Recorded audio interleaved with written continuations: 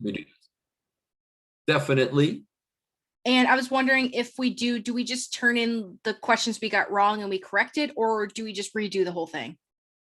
No need to redo things you got right. So just Okay. redo what you lost points on and submit Okay. it right on top of your old quiz. Okay, because I think I redid my first one. Like I only got like one wrong, and I redid the question. I got it. I hope it was right, but I think you kind of commented where's the rest of it, and I'm not too sure what that meant. I didn't know if that was the rest of the quiz or the rest of the question. Okay, was that the only problem you got wrong? Yeah, it was like the making decimals into percentages, or vice versa. I can't remember which one. All right, It was either or. I'd have to look, because if I said what I said, that means that there was some other mistake. Let me see.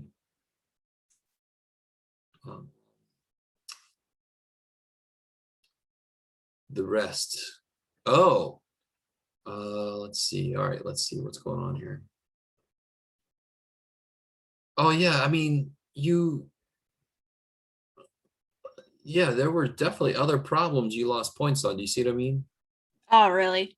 Yeah, down on number part. I can't. Your scan didn't show me which numbers they are, but if you scroll down, you'll see other ones you got lost points on. And this is the first quiz, right? First quiz, yes. Okay. I probably just couldn't find the first one. Like I just saw the corrections I submitted. Like I couldn't find the first. Oh, that's yeah. So you got to be careful. You might want to. Well, this might be too late for other people. You might want to print out the Okay. thing before you turn in corrections, because yeah, and you only get one shot at corrections anyway. So Okay. yeah. Thank you. Sure. Let me see. More people have come in. I think it might be safe to go over this thing. Anybody else with questions or comments or non sequiturs or proclamations? No. Okay. All right. So let's talk about grades. Did anyone notice any new grade options that have gone up on Canvas? Yes. Yes. So if you scroll all the way down, so if you click on the grades button and you scroll all the way down, so I am showing you, I'll tell you who I'm showing right now. I am showing me. This is the test student. This actually has all the average grades for everybody. So this is not any person. This is the test student that's built in for me. So don't worry, this is not your stuff. So these three things have been sitting in there, and I finally updated them. So this person would have an 81 if they turned in all the homework. They would have 80 not counting homework, and a 75 if they had not turned any homework in. Now these last two are brand new, and I really want this understood. Does everybody understand? I want these numbers to be low. I want these numbers to be low, because that's the grade I need on the final to pass. So this is what the test student needs to pass if all their homework is turned in. And this is what they need to pass if no homework is turned in. Now, of course, two things. I know that this class doesn't give a grade. Do you guys know that? You guys remember that? This Yeah. is a pass, no pass. Yeah. But shoot, I thought I had calculated this. I can tell you what to add on top of that. You should still shoot for an A, even though you're not going to get it. I know that sucks, but it's just, you know, the way things work. You should still try to shoot for what you would need for an A. And let me see if I can just keep talking a bit as I look this up. And then maybe I can tell you, well, shit, Jeff. I don't know what to say. Here we go. Let me try to tell you how much to add to see what you need for a B, for example. Looks like you have to add about 22. Nope, sorry, 32. Yeah. So for example, let me see. You guys can still see this student's grades, right? Let me make sure I didn't get away from that. Yes. If I wanted to know what I need, if I turned in all my homework and I want to know what I need to get a B, I would add 32 to this. So I would need 80. I would need to make an 80 on the final to get to get enough for what would have been a B. Does that make sense to everybody? This is just to pass. This is just to get like a C. Isn't 70 to pass the class? Say again? 70%? Isn't 70% to pass the Yes. class? 70% total to pass the Okay. class. Yes.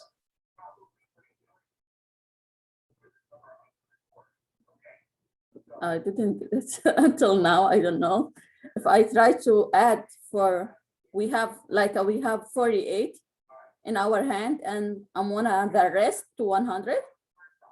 I don't understand. What are you asking? Yeah, I don't know. All right, now listen. Whatever's right here for you Okay. is what you would need to make on the final to pass.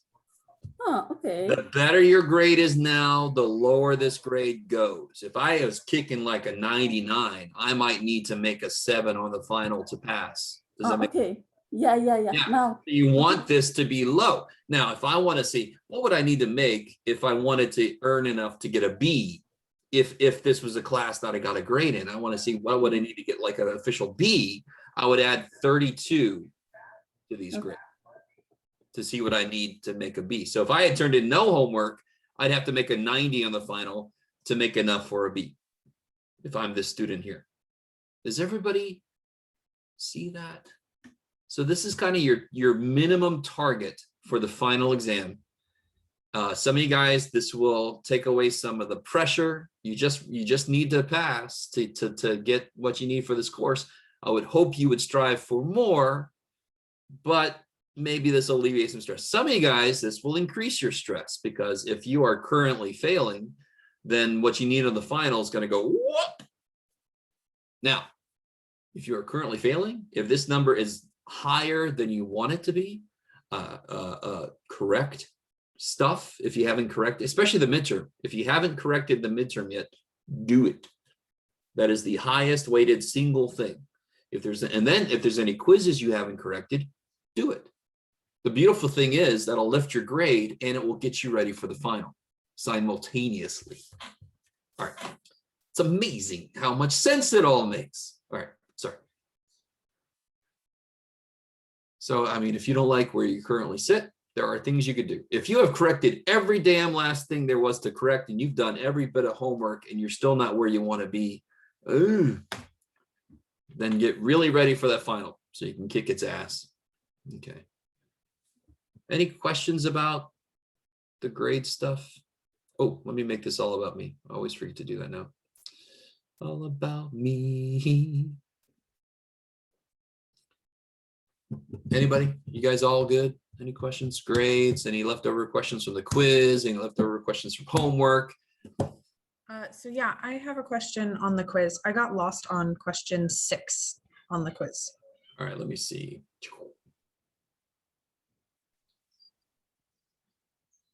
Oh shit, hit the wrong button. Hold on. Gotta get back in here. Oh my god. Let's see, quiz 6. Number 6 are the numbers in your minds. I don't know. It was a word problem and I got like confused and mixed up. All right, I'm pulling that up. While I'm pulling that up, let me answer a question somebody just sent me. No, they're not supposed to. So the grades I just showed you was for the test student, which is me. So I just put shit in there and I get grades so I can show you. Everybody's grades will be different, of course, because everybody's gotten different grades on everything. Does that make sense? Sorry, somebody's asking me a private message. Okay, is that all right? No? All right, let me look at this and then I'll come back to you. Let me see. So this problem here. Oh, sorry, you probably can't see that. Hold on. Oh, okay. So the one about student population at Grossmont. Right. Trish, yeah. So Yes. what's the question? Let me see. Let me share this. So some people had this question. Everybody had a question like this. Let me see if I can zoom in a little bit. So the student population gross mod is currently something and should grow by about some percentage per year. So that's the A times 1 plus P to the T. No, A equals P times 1 plus R to the T, right? That equation, does that sound familiar? Okay, then I That know what I good did wrong. old equation, that thing that we've looked at many times this semester. And it's just so many things increase or decrease by a certain percentage. It's good to know how to put that kind of thing together. Okay, So that's so what gets you going I through this did. I whole- used the wrong one. And like part C is a problem that is exactly like one of the problems in the homework. Okay. Okay. All right, guys. Anybody else? Anything else? Wait, what was the correct formula we were supposed to use for 6? P times 1 plus R in parentheses to the Tth power. Okay, so I think I used the right formula. I don't know if I got it right. I haven't checked it yet, but okay, at least I used the right formula. Okay, good. Yay. All right, so now everybody knows where you are. Everybody knows your target for the final. Everybody understands that if there's anything you haven't corrected yet, or any homework you haven't done, any homework you haven't corrected, any, you can do it. You can still do it. It's crazy. Even if you never did section 1.1 homework, you can do it right now and turn it in and get more than 0. It's kind of late. Just a little late, so you might not get as much, anywhere near as much, but it's still going to be more than 0. Okay. All right. Blah, blah, blah, blah, blah. Let me see. Let me get, so if there's no more questions, we're going to do an interesting problem. An interesting few problems. Oh, by the way, let me ask you guys' opinion on something.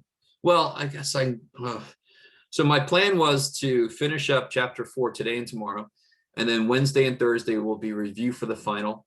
I didn't know if I should make, well, maybe I should anyway, I don't know. I was going to do the practice final in class on Wednesday and Thursday, kind of like all together. Instead of making a solutions video, I was just going to kind of do it in class together, so that the lecture video would be sort of that video. So that's the current plan, just to let you know. And there's a practice final up on Canvas if you weren't aware. Okay. So let's see.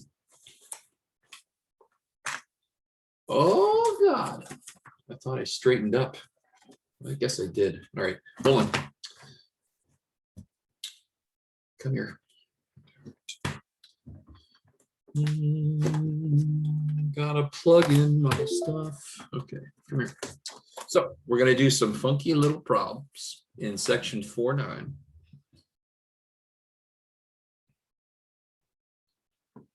Right, so page 587.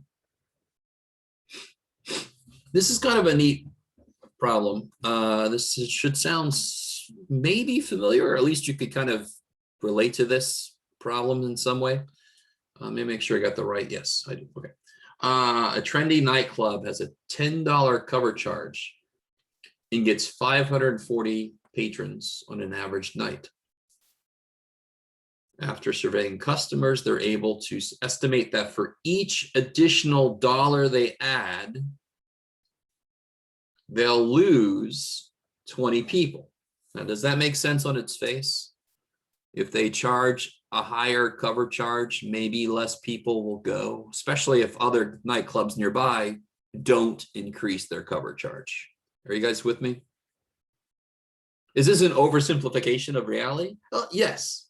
Is it still a rough estimation of reality? Yes. I really want you guys with me. So if they increase the amount of money it takes to get in, they're going to have fewer people come. Now, why would you want to increase the amount of money it takes to get in? If you're this business, Because then you're making more money. then you're pulling in more money for the people that are coming in. Mhm. But if less people come in as you raise the price, isn't there going to be some kind of a sweet spot somewhere, right? That you want to be able to kind of find. Let me make sure, hold on. Where did everything go? There it is. Wait a minute. All right. Yeah, okay. All right, now, this is neat. Well, how much are they making right now? This feels familiar. Have we done a problem like this before? I've got several classes that are kind of doing the same thing. It's kind of freaking me out. If they charge a $10 cover charge and they currently get 540 patrons, how much revenue do they have coming in right now? 5,400. Yeah, $10 times 540 people is $5,400. What if they have an additional, what if they add a $1? So now they say $11 cover charge. How many people would that mean come in on average then? If they increase the price by $1, how many people will come in on average? 520. 520. And what's 11 times 520? Help me out. Is it 5720? Does everybody Yeah. understand where this, sorry? It is 5720. Does everybody understand where those numbers came from? If I raised the charge by $1, 20 less people would come on average. But my overall revenue goes up to 5720. I like it. Why don't I just keep increasing the cover charge like crazy? Because at some point, so few people will come, it doesn't matter how much I charge for the cover charge, right? And then I'm screwed. All right, so what if they add X $1 increments? So it starts at 10. We added $1 increment. What if they add $1 X times? I really want this to make sense. So what if I add $1 twice? What would the cover charge be then? If I add $1 twice, what's the cover charge? $12. $12. And how many people would I lose? 40. 40. Let me stop. Tell me right now if you have no idea how the shit Trisha got those answers and I got all excited because it was right. Is everybody cool with where those numbers came from? Every dollar I raise it, I lose 20 people. So $2, 40 people. $3, says that paper. All right. So, sorry, if I raise it by X $1, obviously that makes the price go from 10. How much am I going to increase it? Well, X $1 increases is 10 plus X. Right? And how much does how many people, let's see, how many patrons will they lose?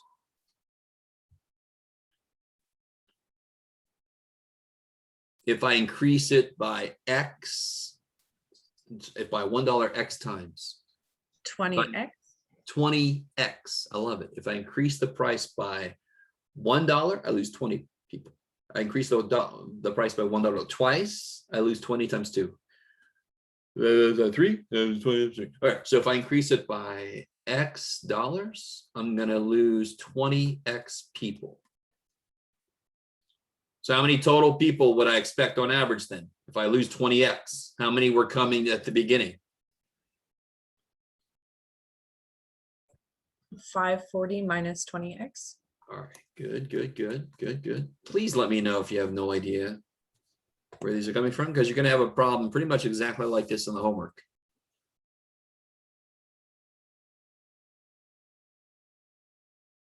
All right, now take a minute, please, and write a function that represents the revenue if they increase the price by X dollars. Remember what we did here? Remember what we did here? Do the exact same thing, just with the stuff that we discovered. So write a function for the revenue if they raise the price by X dollars. I love you guys. So what do we do here? We took the price, so up here, we took the price per person times number of people. price per person times number of people. We know the price per person and we know the number of people.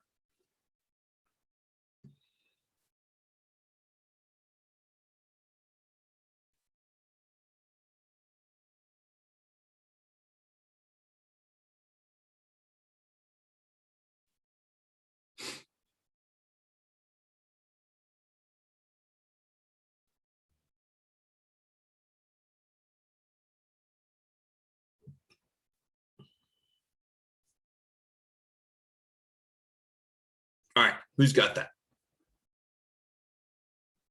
You just the right two things sitting next to each other. So it's the amount of patrons Sure, which is right now. What we start out with is 540, right? true, but I want to know if they increase the price by X dollars, how many patrons will we get? Minus 20 per night. So 540 minus 20x. That's how many patrons Yeah. we'll have coming. And of course, how much will it cost per each one? $10. 10 plus X. We're increasing it by X dollars. Mhm. Number of people times price per person. Number of people times price per person. Number of people times price per person. That is the key thing about algebra. If I have a situation where I don't know what the numbers will be, what do I do with the numbers? I still do the same thing. Do I know what this is? No. Do I know what this is? No. Do I know what they represent? Yes. How do I figure out the revenue? Same thing I always do, right? Try to take over the world. No. Number of people times price per person. That's how I get the revenue, right? That's the thing about algebra. If you have an expression that represents something, how do I use it? The same way you would use it if you knew what the number was, right? All right, all right. We already know what the hell this is. What does X represent? What does X by itself represent? A number? Is that what you're asking? Well, more specifically, in Okay. this problem. In this problem, it's money. What The about dollar- money? The dollar increase? Yes, how many $1 increases they're going to do? So what does R of 0 mean? What's it mean? If they don't increase the price. Yeah, and we already know that. Didn't we do that up here? Yeah. That was 10. So if I put a 0 in for X, this is 10. This will be 540. So that's how we got 5,400. Okay, let me stop for a minute. Ba, ba.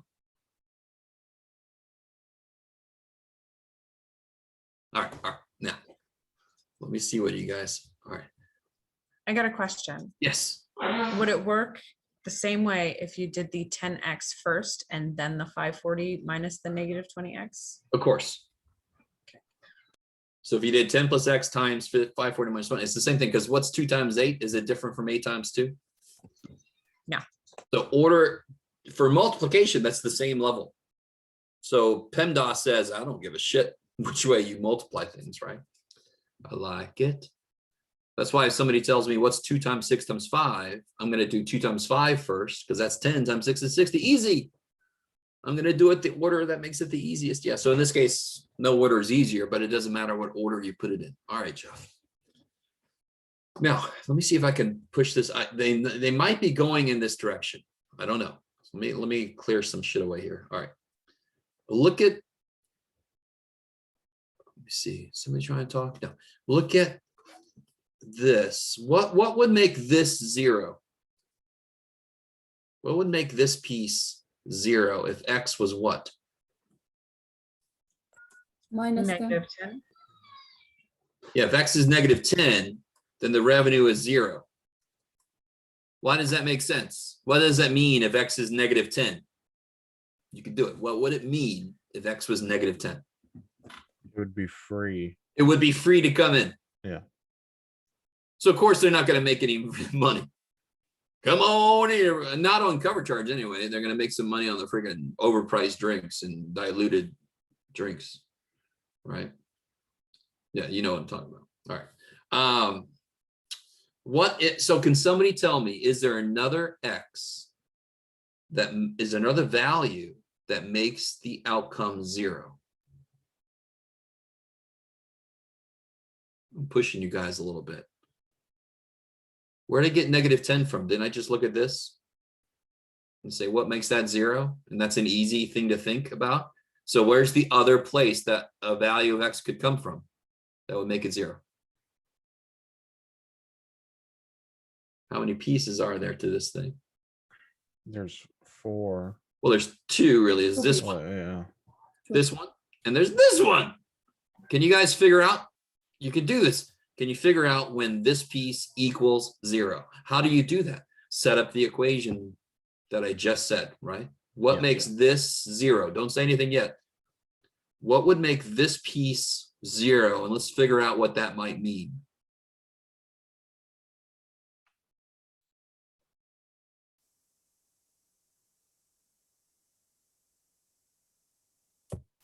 Minus 540. No, no, no, no. I want to know what X is to make this 0. So how the shit do you do that? Does anyone know how to do that? So 540 divided by 20 is 27. All right, now let's set this up a little more algebraically. I like what you're doing because you're right. But here's how I always, what did I just say? What do I want to have happen? I want this, stay with me now. I want this to be 0. So I want this, Jeff, pen, everybody work with me. Let's erase this. Let's all be fine with Jeff not being able to write. All right. Pen. I want this to be 0. Bam. That's, I mean, that's what equations mean. I can take any expression in the universe and I can force it to do what I want it to. I want you to be 0. What X makes you 0? And then I always think about, all right, go with me for a minute. You all know I'm weird as shit. I always think about this as putting an equation under that bright spotlight, that bright light, you know, like you did in the old detective movies, and they put somebody in a chair under a bright light. Where were you on the night of? So I got this equation sitting in this chair. And I'm like, equal 0. Tell me what makes you equal 0. All right, that is excessively strange, and I don't care. How do I solve this? So I want this to be 0. So if I solve it, it'll tell me what makes it 0, right? Put it in that spotlight in the chair. How do you solve this? We multiply all these by 0. You No. would subtract 540 Sure. Okay. Yes. and then you would divide by -20. Good. And then we'll To finally solve catch for up to what X. you said. So we'll finally catch up with you. It was 27, right? Mhm. All right. Now tell me, what would X equal 27 mean? How much would they increase? What would the cover charge be in the situation when X is 27? $37. Good. Don't lose sight of what a variable means. X is the number of $1 increments to the cover charge. So if it was $10 and I add $1 27 times, it's now 37 bucks. But how many people are coming? Nobody. Yeah, what does this statement right here mean? It means the number of people is 0. So if I raise my cover charge to $37, nobody comes. Does that make sense? Shit, yeah. I'm like, yeah, you got a nice nightclub. This one down the street's not as nice, but they only charge like 10 bucks cover charge. Screw you. I need that 27 so I can afford 1.5 drinks that have been diluted. All right, some of you guys get, all right. I love you guys. All right, I'm going to clear this. Let me see if they go this direction or not. Let's see what they do. You guys help me out. I'm going to need you to remember this in a minute. I'm going to clear all this away. Here it goes.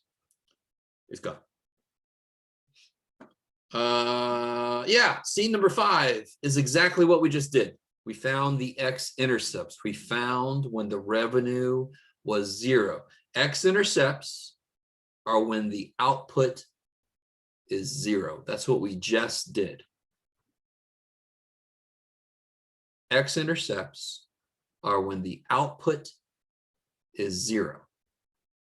And that's what we just did with the -10 and the 27.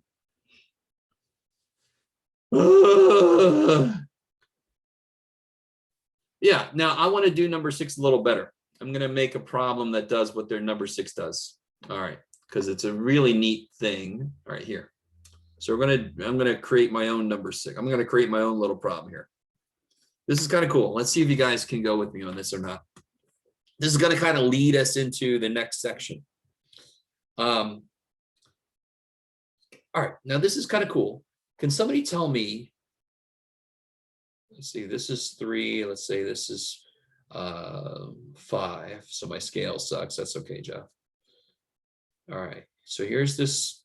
Oh God, Jeff. All right. God. All right, let me redo this whole thing. There's no way I'm gonna let that live. Okay, die. Okay, hold on. Help me, gosh. All right, here we go. Let me first do this. There we go. That's probably better. All right. Can somebody tell me, even though my scale kind of sucks here, my graph kind of sucks, where should the vertex be? Where should the vertex be? 4. Yes. Why does that make sense? What's true about a parabola? A parabola is symmetric around the vertex. That vertex is kind of like there's a mirror right down the vertex. That's one of the defining qualities of a parabola, is it's symmetric around its vertex. So if I have one intercept at 3 and one at 5, then the vertex should be right at 4. Everything's slanted here on my graph, but oh well. Does that, you guys with me? Does that make sense? So if I knew the intercepts, the x-intercepts for a parabola, I could figure out where its vertex is. The kind of, here's the intercepts, the vertex right in the middle. It's got to be right in the middle. Okay, so what, Jeff? So what? Well, I'll show you so what. So somebody help me out. What are the intercepts of this function? What are the x-intercepts? See if you can put all this together, what we were just doing a minute ago with the revenue. What makes the output 0? What x values makes the output 0? 3 and 5. 3 and 5. And technically, I would, of course, write them as points, but that's not the most important thing right now. But still, I'm with you, 3 and 5. So then the vertex would be at 4, wouldn't it? At x equal 4. Now, let me push this a little further. Stay with me now. Stay with me, please. Is everybody cool with that? So the vertex, which is x, y, has to have an x of 4. Is everybody with me? Anybody not with me? If you're out there, give me a thumbs up. Anybody? Are you guys out there? I can see 2 of you, so I know 2 of you are there. Ethan's there. Is anybody else there? Thumbs up. There's Andrew. Yes. Andrew's there. I think I heard Alariza say something. Go and come, give me a heart. Oh, thank you. Yeah, I said yes. Do I hear you? Sabrina's there. She's clapping. There's Caitlin. All right. Okay, everyone's having a party. I love it. All right. And then there's some chat people. Okay, thank you. Thank you. All right. Every now and again, I just have to check in because otherwise, you know, the whole insanity thing. Now, anybody not understand what I've done here so far with your help? Shabbat, thank you. Does anyone not understand what I've done so far? So this is actually like an up parabola, to be honest, because it's positive, right? So here's 3, here's 5, and we know that the vertex has to be a 4. How would I figure out what the point is? You could do this. How could I figure out what the actual vertex point was? How could I figure out what that output was at the vertex? How could I figure out what the lowest point is? I know it's x is 4. I know X is 4 at the vertex because it's between 3 and 5. But what's the output? How do you always find the output if I know the input? If I know the input, how do I find the output? You put in the input. I was going to say, you're Tristan, it's awesome. I was going to say, take the word input, take the 2 words that make it up and put them in the opposite. Put in. You put 4 in.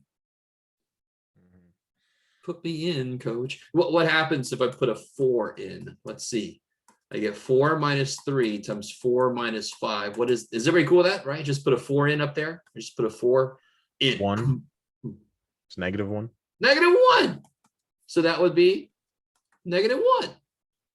So if I knew the intercepts of a parabola, I would automatically be able to figure out the vertex. Just go in between, find the X piece, plug the X piece in, find the Y piece. I don't know. Isn't that nice? Why would we want to know where the vertex is? Well, what did we just figure out about that nightclub? Where does that nightclub owner want to live on this graph that represents revenue? $10. No. So he wants to live in the middle. He wants to live at the highest point. Because the highest point would mean the most money coming in. Yes? Yes. Yes, I like it. And as more people come in, you could just dilute the booze a little more, and he's not spending more money on booze. What a smart guy. All right, sorry. It's actually a jackass, but that's all right. Now, here's where we're going to turn the corner, guys. Oh, Trisha, you got some? You're good. We're going to get a little less specific. We're going to get a little more theoretical. Oh, shit. Oh, shit. I cleared that away. Didn't even give you any warning. I'm sorry. Can somebody tell me what the intercepts are for this funky ass thing? C and D. Good. If you make XC, isn't this 0? Yes. If you make XD, isn't this 0? Yes. So now C and D could be negative, but I'm just going to put them here just for the sake of argument. Can somebody tell me exactly what X value is where the vertex is? What's the X value where the vertex is? You can do this. You can do it. If I give you any 2 numbers, if I gave you the numbers 11 and 57, how would you figure out the middle of those 2? What do? How do you figure out the middle number between 11 and 57?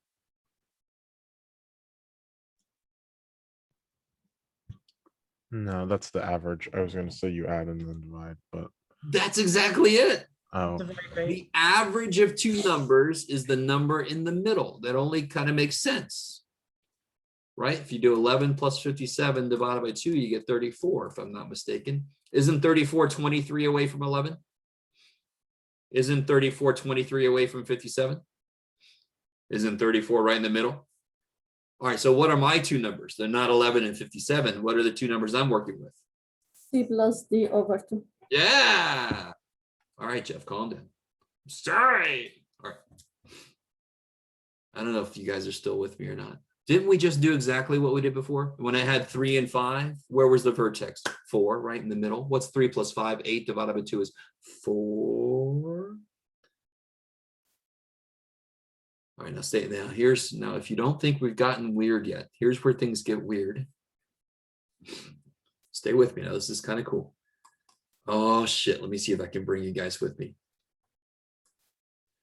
So I'm gonna multiply this out, okay? X squared minus CX minus DX. Oh, Jeff, you've already done that. Plus CD. All right, get in there. Stay with me now. Here. Is that all right, guys? I know there's not enough numbers in there, but we're cool. We're okay with this. Now here's where I might lose some people. Do you guys see how I can take a negative x out of the middle? So I'm gonna actually write it like this. Let me see if you guys can live with this.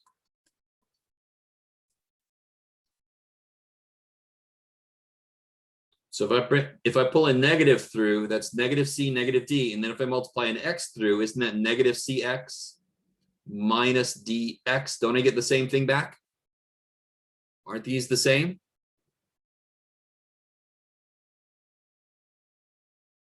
Okay. No reaction. Are you guys okay with that? Do you guys see how those are the same? Yes. All right, so let me think. This is where I need to figure out how to pull this in. But do you guys see how there's a connection here?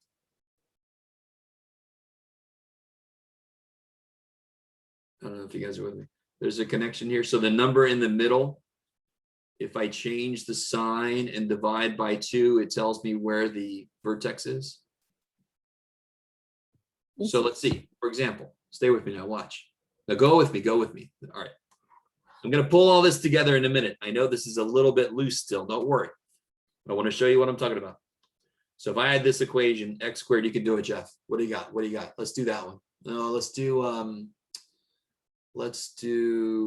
hold on guys, I'm sorry. Let's do that one. Yeah, I like it. Let's see what the hell's going to happen with that. I don't know. Give me a second. Oh yeah, okay. If this is my function, right? Now stay with me, stay with me. I really want this to make sense. So what we figure out over here, if I knew the intercepts, then I could divide by 2, c plus d divided by 2. Isn't c plus d the number in the middle?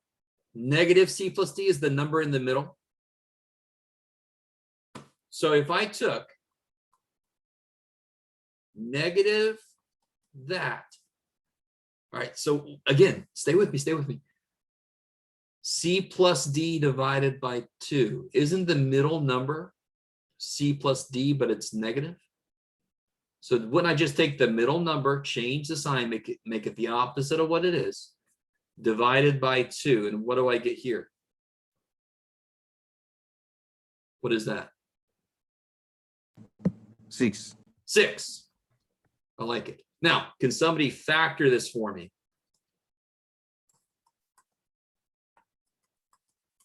How does this factor? Oh yeah, better to be. Huh? I need 2 numbers that do what? -4 and 8. Yeah, -4, -8, because they add to be -12 and they multiply by 32. Is everybody with me? What are the intercepts?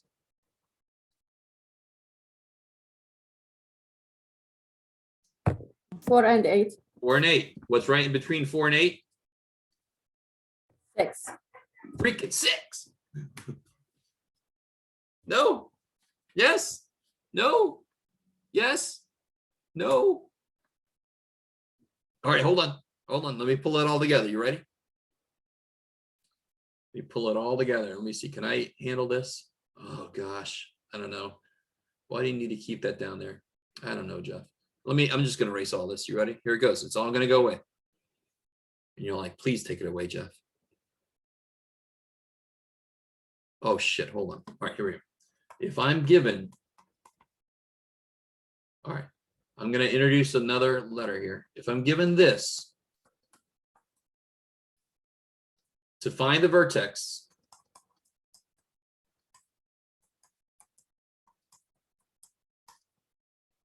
to find the x piece, I would do -b. Oops, I get a chat coming. Yeah, we'll do another example. Hold on. I would do -b over 2, which is what we just did.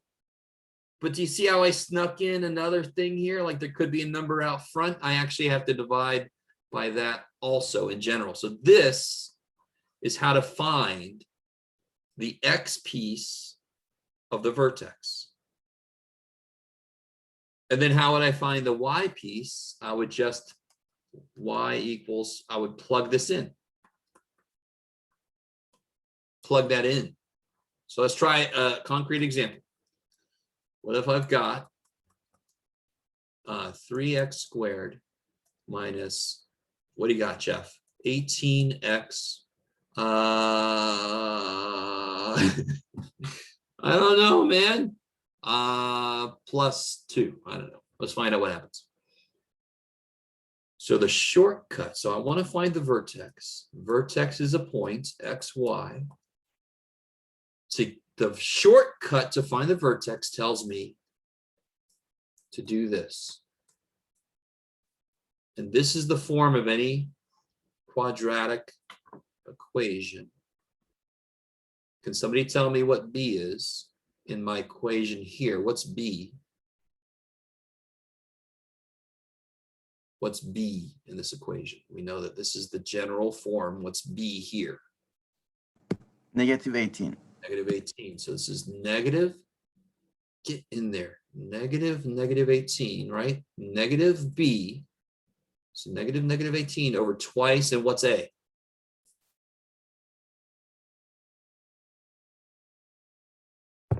Two. 3. 3. Oh, yeah. That's c back there. Yeah. See that? So this is 3. So this is 18 divided by 6. This is an equal sign, by the way. 3. So far I know the vertex is 3 comma something. How would I figure out the rest of that vertex? Plug in 3. Holy shit. So to figure out y, I would plug 3 in. Let me just plug 3 into all the x's up here, right? I'm going to plug 3 in. So 3 times 3 squared minus 18 times 3 plus 2. Let's see what that comes out to be. It's like 27 minus negative 20, negative 25. Is that what it is?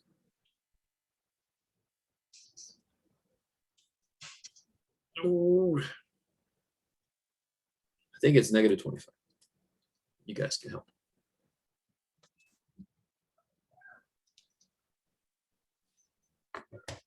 It is negative 25. Kicking the ass in. Isn't this relatively simple? Especially look at this disgust. Have we ever seen one quite this disgusting? No. Could I factor this? No, you cannot. Trust me, you cannot factor that. But we found the vertex really easy using this little shortcut. In fact, so has everybody got this written down? I want to show you in this nifty graphing utility that I have. Has everybody got this written down? Okay, I'm going to assume that's a yes. I'm gonna stop sharing here. You guys ready? Oh, I gotta remember. Let me actually, before I do this, let me get myself ready for this. No, Jeff, what are you doing, buddy? I don't know anymore. Hold on, everybody. Doobie doo. Give me a minute. Holy shit. There we go. All right, let me put this in here. Sorry. I'm so sorry. Please forgive me. It's 3x squared minus 18x plus 2. Okay, here. Doobie doo. Doobie doo. I should have warned you. Sorry. You ready to see some cool shit? Here we go. So in my higher level courses, I have built in, this is my pre-calc course. There's this cool graphing calculator thing. So I've plotted, see there's the function, right? So this is the graph of it. And if I click on the graph, it'll tell me the x-intercepts, it'll tell me the y-intercept. It also tells me the vertex, And the vertex isn't that what we just figured out? Can you guys see that? Do you see the point? Do you see the vertex? Yes. Thank you. So that's nice.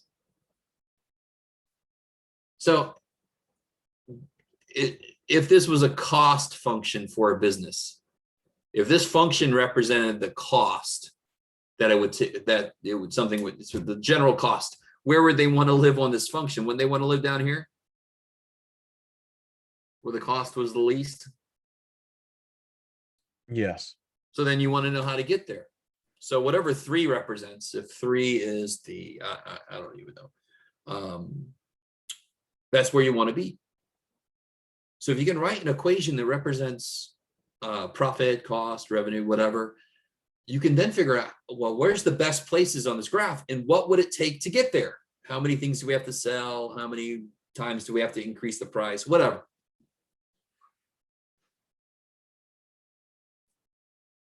All right. I have no idea if you guys are with me or not. So what we have done, to be honest, is we have snuck into the next section a bit. So the nice thing is the last problem we did sort of leads into the next section, which is nice. Let me see what else they do here. Is there anything else interesting? Not really. All right. So in the next section, what we still have to do is we still need to talk about quadratic formula. Right? And again, I think I brought that up before and I don't think many of you have heard of it before. The negative b plus or minus square root of b squared minus 4ac over 2a. Holy shit. Does that sound familiar to anybody? I think I already asked you guys that. Yeah. You know, the funny thing is that when I was in high school, like our teacher actually taught us like a little like song that goes with it. It's kind of funny. Sure. It's like this little nursery rhyme. It's like x equals negative b plus or minus the square root a squared minus 4ac all over 2a. Yes. Yeah. Still remember it to this day. It's kind of funny. Cool. I like it. I am a boring math. I don't know if you guys would agree with that, but no, that's fine. If you know that, it sticks in your head. Beautiful. I love it. I don't do songs though. There's one class where my song is top first, and that's it. And that's in calculus. But that's enough for today. Why don't we take it easy this week? So tomorrow we'll finish up chapter 4, and then Wednesday and Thursday. Wow, somebody left. Wednesday and Thursday we'll review for the final. That's the plan for this week. Let me know if you need to hang out after class here. If not, go away. I'll see you all tomorrow. Thank you so much, Professor. Sure. Thank you, sir. Everybody's good? Y'all good? All right. I'll see y'all.